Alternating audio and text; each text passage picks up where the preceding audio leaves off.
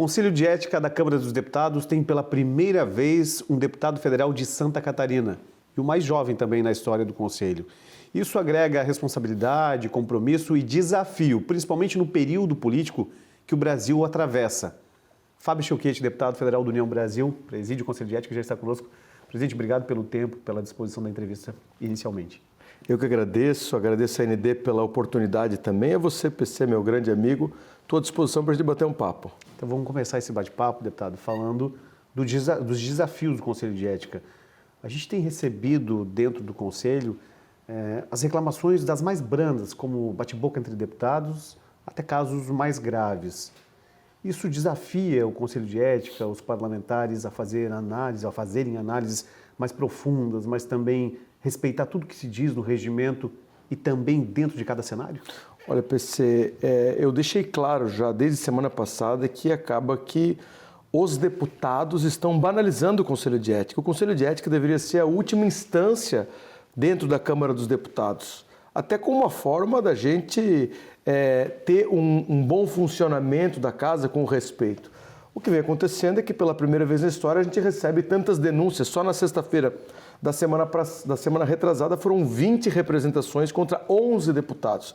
E isso que eu não estou nem falando das 15 representações que estão na Corregedoria da Câmara, que mais cedo ou mais tarde vai chegar no Conselho de Ética.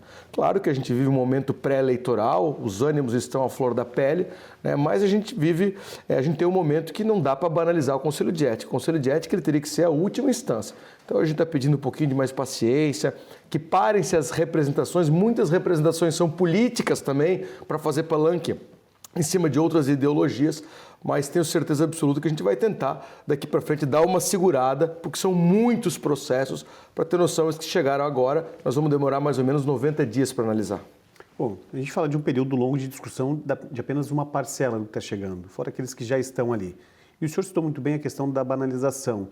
A gente corre o risco de começar a tornar também um palanque da polarização que foi instalado no Brasil, caso a gente não tenha esse freio por parte dos próprios parlamentares, porque o Conselho não vai proibir eles de representar, mas tentar gerar uma consciência de quem realmente está ali representando a população brasileira? Sem sombra de dúvida. Nós vamos ver uma eleição muito conturbada, né? Uma eleição polarizada já, e é um momento pré-eleitoral, ou seja, os ânimos quando vão no plenário eles já estão começando a ficar à flor da pele. Vou te dar um exemplo simples. Há 30 dias atrás, mais ou menos, a deputada Célia Chacriabá atacou o deputado Kim Kataguiri com uma caneta. Então a gente está chegando num momento agora que a gente tem que entender que tem que dar resposta para o povo brasileiro e não é na agressão física, é no debate. Eu tenho uma orientação ideológica e não escondo de ninguém, sou um deputado de direita, defendo as pautas da direita, mas com muito respeito para o outro lado. Se eu for ganhar, eu vou ganhar no debate, não vou ganhar na agressão física. Então, e o Conselho de Ética, ele tem sim uma obrigação moral e processual dentro da Câmara dos Deputados de manter essa postura firme, sabendo o quê? O deputado ele tem que entender que se ele não, e bota em aspas, se comportar, ele vai para o Conselho de Ética e pode ter o seu mandato suspenso de 3 meses, 6 meses, como aconteceu com a deputada Andréa Janones. Essa suspensão cautelar ela é muito rápida. É um novo dispositivo que foi implantado na Câmara em 2023, onde pode suspender o mandato de forma cautelar por até 6 meses de um parlamentar. O André Janones atacou o deputado Nicolas Ferreira numa terça-feira, na quarta-feira foi representado no Conselho de Ética, na outra terça, ou seja, uma semana depois do fato, ele já estava suspenso por 3 meses, sem receber salário, sem poder tirar passagem aérea, sem poder entrar no plenário da Câmara dos Deputados. Todos os assessores deixam de receber o salário por 3 meses. Então, esse dispositivo é um dispositivo para coagir, para que o deputado ele saiba a barreira dele e que não continue avançando na agressão física e na agressão verbal. Mas, claro, o PC que a gente tem que ter muita responsabilidade nesse dispositivo também. O senhor falou do caso, então, do deputado André Janones. Nós tivemos um que também é o Gilvan da Federal. Certo. Isso demonstra também lisura no processo, que nós tivemos um deputado de esquerda, um de direita. Ou seja, mesmo com uma maioria hoje esmagadora de direita, há um equilíbrio nas discussões quando os deputados ultrapassam o limite do bom senso. Com certeza absoluta.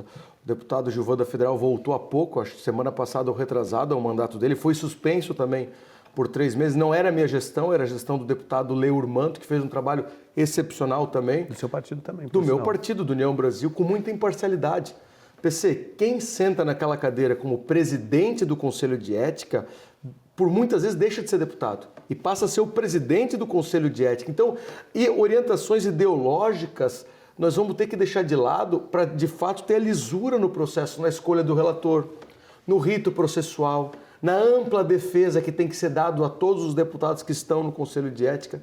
Eu conto uma coisa, quando eu fui presidente de 2 comissões, fui presidente da Comissão de Minas e Energia e presidente da Comissão de Defesa do Consumidor.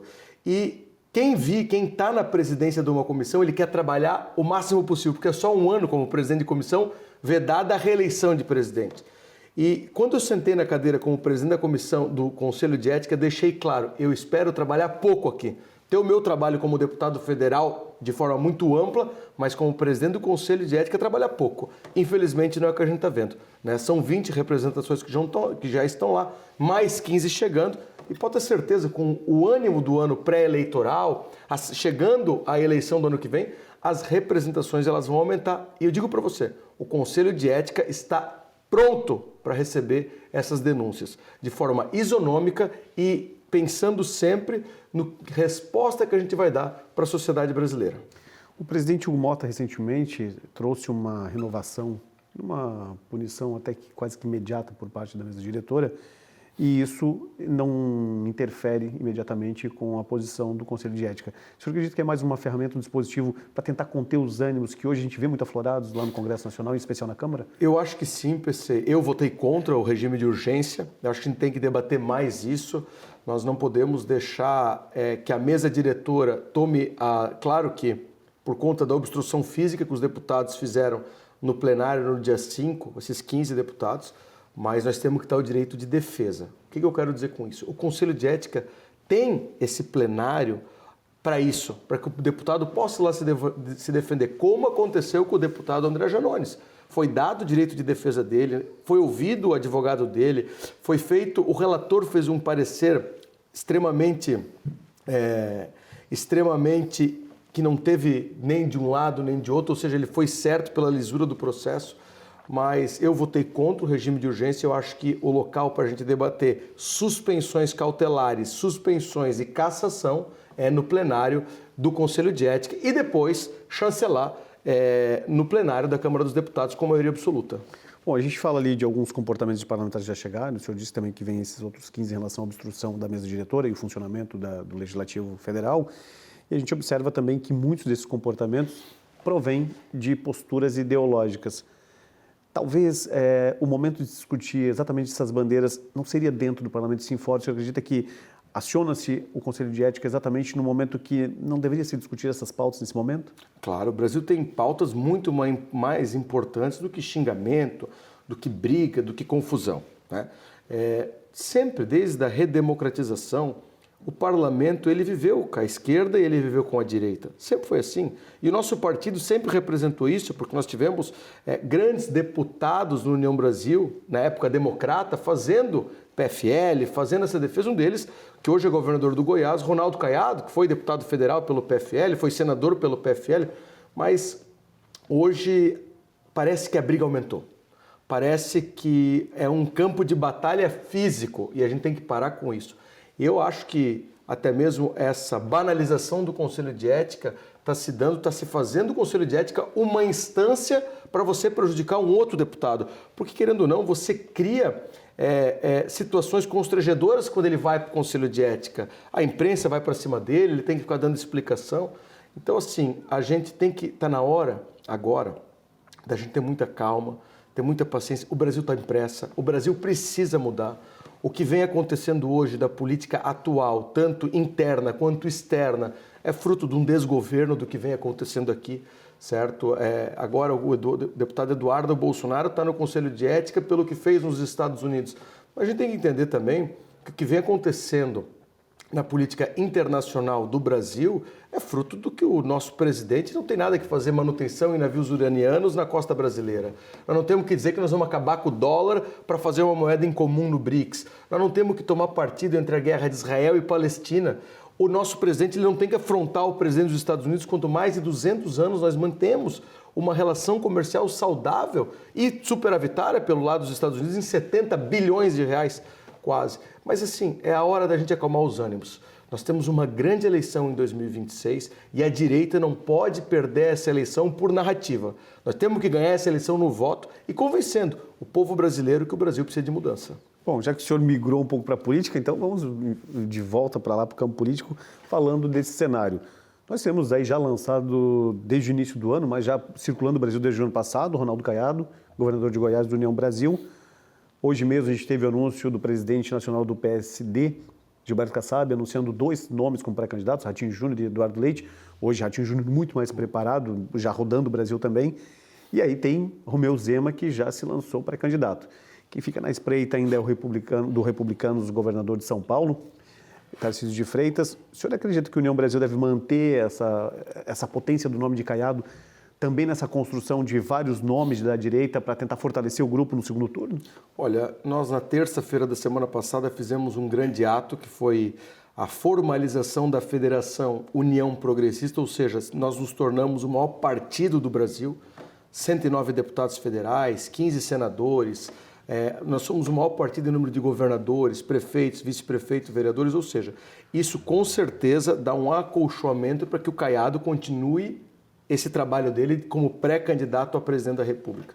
Mas o que eu achei muito interessante é que numa janta na terça-feira à noite, os governadores selaram um acordo. Isso é importante dizer, que quem estiver melhor na pesquisa é o candidato. É o momento de não ter vaidade.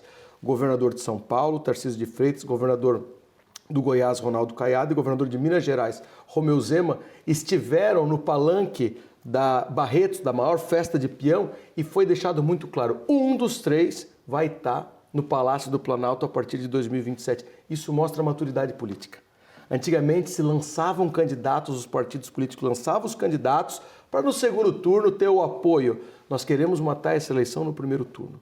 Importante essa aliança, esse cerco de aliança que esses partidos fazem sem vaidade. Eu falo como União Progressista que nosso projeto do Caiado é bom até que seja bom para o Brasil. Na minha opinião, como dirigente partidário, a maior missão da União Progressista nesse momento é ganhar do atual governo, ganhar do presidente Lula. Seja com o Tarcísio como presidente, seja como União Progressista indicando o vice-presidente da República, mas esse é o nosso objetivo, ganhar a eleição junto com a direita para que a gente mude o atual governo e endireite o Brasil. Eu vou fazer uma pergunta em relação a esse contexto que o senhor apresenta. A gente vê então Tarcísio de Freitas, Ronaldo Caiado e Zema já despontando nessa conversa. Onde fica a família Bolsonaro nesse cenário? Eles se mantêm no grupo ou o senhor acredita que eles perdem espaço para abrir para um outro grupo também? Importante falar isso, PC. O presidente do PL Nacional, Valdemar da Costa Neto, esteve na janta junto. Foi uma janta suprapartidária. Presidente do MDB, Baleia Rossi, presidente do Republicano, Marco Pereira, presidente do PL, Valdemar da Costa Neto, presidente do União Progressista, Antônio de Rueda e Ciro Nogueira, com vários governadores, presidente do PSD, Gilberto Kassab, estava na janta também. Não tem como a gente botar a família Bolsonaro de fora desse projeto. Por quê? Querendo ou não, quem reavivou a direita no Brasil foi o presidente Bolsonaro, que fez um grande trabalho, certo? É importante que eles estejam nesse projeto. Se o presidente Bolsonaro estivesse sem a inegibilidade dele, ou seja, estivesse elegível, com certeza o nosso projeto giraria em torno do presidente Bolsonaro, de uma eleição dele. Mas a gente não consegue ver isso. Infelizmente, com a inegibilidade dele, a direita tem que se consolidar com o nome. É importante a família Bolsonaro nesse processo. É muito importante o ex-presidente Jair Bolsonaro, que já ganhou uma eleição contra o PT, já teve no governo, né, inclusive na época do PSL, onde eu fazia parte do partido também, mas esse trabalho da família Bolsonaro é importante. É importante o nome do Jair Bolsonaro e que o presidente Jair Bolsonaro valide essa chapa. Isso é muito importante para nós. A direita não pode se dividir agora. A direita tem que se consolidar num nome único, uma candidatura única, que com a junção, a força da família Bolsonaro, a força desses partidos políticos, a gente possa ganhar no ano que vem na eleição do presidente Lula, que é candidatíssimo à reeleição. União Progressista. Vamos seguindo conforme o senhor vai puxando. A tendência é uma expansão no número de vagas, tanto lá na Câmara quanto no Senado, mas nas assembleias legislativas. E depois, no futuro, quem sabe, dos municípios. Como está sendo desenhado isso no âmbito nacional, mas em Santa Catarina, já que o senhor é presidente do União Brasil aqui e está comandando essa aí, que se tornou uma das maiores bancadas da LESC? Olha, nós temos 6 deputados estaduais, União Progressista, 3 deputados do PP, 3 deputados da União Brasil, eu como deputado federal e o senador Espiridião Amin, que é o nosso grande líder desse movimento aí também, né? Claro que a gente já se projeta para 2026, lembrando que nós queremos aumentar nossa bancada de 6 deputados estaduais. Nossa meta é passar a 8 deputados estaduais. De um deputado federal, nós queremos fazer de 2 a 3 deputados federais. E, sem sombra de dúvida, o nosso projeto principal é a reeleição do senador Espiridião Amin. Esse é o projeto do União Progressista. Claro que em 2028 chegaremos aos municípios. PC, nós hoje somos o terceiro maior partido em número de prefeitos em Santa Catarina, o maior partido em número de vice-prefeitos, o maior partido em número de vereadores. Ou seja, esse projeto, esse time bem azeitado, trabalhando junto, com certeza absoluta nós vamos chegar no nosso objetivo, que é 8 deputados estaduais, 2 a 3 federais e a reeleição do senador Espiridião. E o casamento para majoritário em Santa Catarina? Ainda está cedo? Está só no namoro? Nós não temos candidato, eu deixei claro isso. Volto a te falar naquela ânsia de tem que lançar candidato, tem que inventar um candidato para estar na majoritária. Não, eu vejo que a política mudou. Nós temos 2 caminhos. Ou nós estaremos com a reeleição do governador Jorginho Melo ou com a eleição do prefeito de Chapecó, João Rodrigues. Ponto. De forma nenhuma iremos caminhar com a esquerda. O nosso projeto principal agora é cuidar das nossas chapas, cuidar desse casamento que foi muito rápido, um namoro que virou casamento já, mas o ponto principal é a reeleição do senador Espiridião Amin. Ou seja, esse é o projeto majoritário do União Progressista. Claro que depois, quando esse conjunto, quando esses 6 deputados estaduais, um deputado federal e o senador escolhermos o caminho que a gente vai trilhar, com certeza nós estaremos de mãos dadas nesse projeto. Importante falar, PC, que a gente vai para a base escutar os nossos líderes. Nós vamos escutar os nossos vereadores, nossos prefeitos, nossos vice-prefeitos. Esse projeto União Progressista é um projeto de inclusão política partidária de base.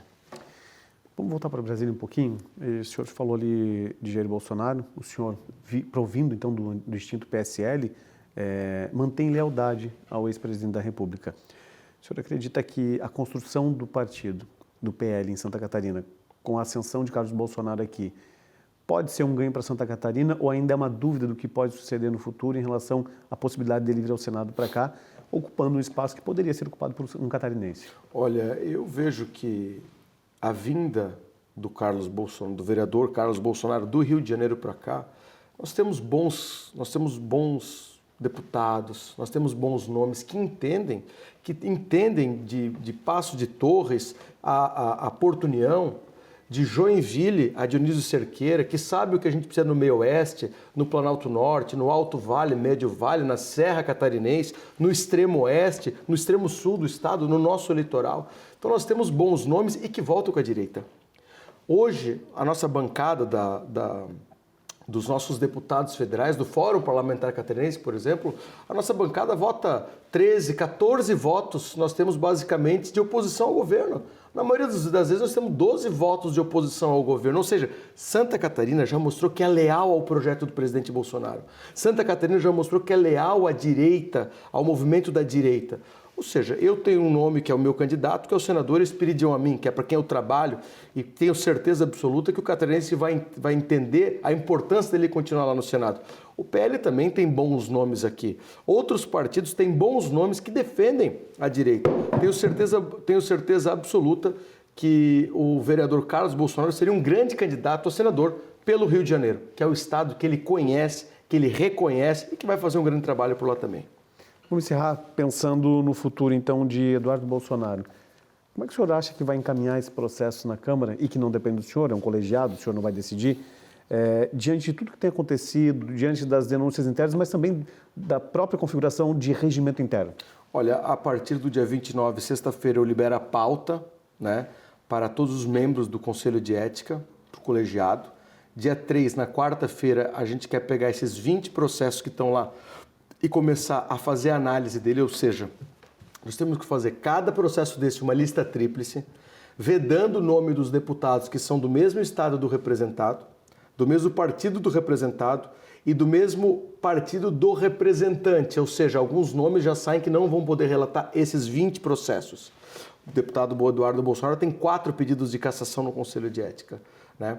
A partir daí a gente faz a lista tríplice e eu seleciono o relator. Até sexta-feira da semana que vem, não dessa, da próxima, a gente imagina que já possa estar indicando os relatores. Aí sim, volto a falar, com direito à ampla defesa, à oitiva de testemunhas, o deputado Eduardo Bolsonaro provavelmente vai ser ouvido de uma maneira híbrida, remota, né? PC, eu não vejo quebra de decoro parlamentar em cima disso, eu não vejo por que cassar o mandato, e é muito preocupante isso, nós não podemos banalizar cassar mandato de deputados federais. O deputado Eduardo Bolsonaro poderia ter problema com a Justiça, problema no Supremo Tribunal Federal, mas não há quebra de decoro parlamentar porque ele fez. Eu não vejo por que cassar mandato, mas eu não voto. A minha opinião, eu só dou o rito de como vai funcionar o processo, né? Então, assim, a partir do dia 3 de setembro, nós iremos dar prosseguimento a todos esses 20 pedidos de cassação, onde tem 4 do Eduardo Bolsonaro, mas também tem 3 do líder do PT, Lindenberg Farias. Ou seja, vai ser uma novela bonita de assistir a partir do dia 3, o Conselho de Ética. E claro que a população vai acompanhar cada capítulo dessa novela por meio das plataformas oficiais da Câmara, mas também pelo Grupo ND. Deputado, obrigado pela disposição do tempo, pela entrevista e sucesso para o senhor. E se o senhor queria pouco trabalho, acho que o senhor errou a época, mas que seja aí de engrandecimento para o Conselho de Ética e para o senhor também. Imagina, eu que agradeço, PC, agradeço ao Grupo ND e aos nossos telespectadores. Muito obrigado.